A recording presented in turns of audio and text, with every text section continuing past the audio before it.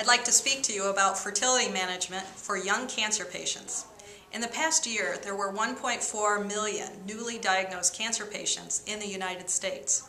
10% of those cancer patients are younger than 45 years old and within the age range when they are still planning or building their families. Treatment for cancer, namely radiation and chemotherapy, can irreparably damage fertility and in the past close the window of opportunity on young survivors to have a biological family. The good news is there are new practice developments and emerging reproductive technologies that are providing options to these young patients at the time of diagnosis that can prevent sterility by protecting gametes before treatment. I'm going to tell you about 3 of these changes.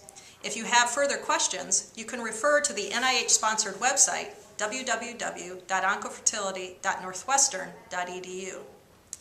First, ASCO and ASRM have practice guidelines that recommend that the fertility threat associated with cancer treatments be discussed with all young cancer patients. This is good news.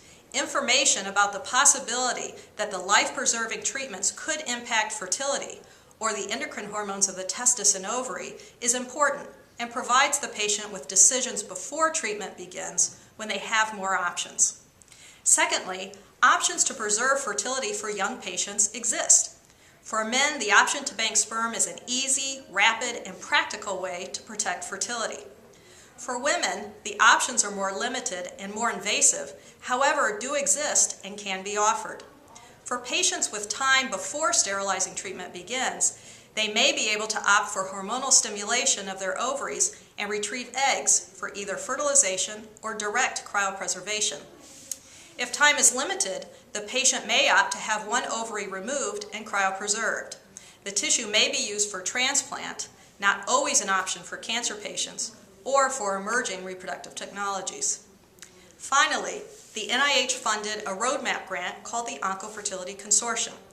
This national group of colleagues are developing the basic biology necessary to make frozen ovarian tissue useful to the patients in the future. It involves the social sciences, religion, ethics, the law, and economics to ensure that the technology is always developed in the service of the humans who use it.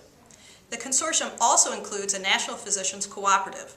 This group of clinical colleagues continues to expand every day and provides a way that cancer patients with urgent fertility needs can be navigated as close to home as possible to groups with the most advanced methods for protecting fertility while ensuring survival of the patient. So the news for cancer patients is better than ever. They are surviving their disease, and reproductive science and medicine is keeping up with their fertility needs.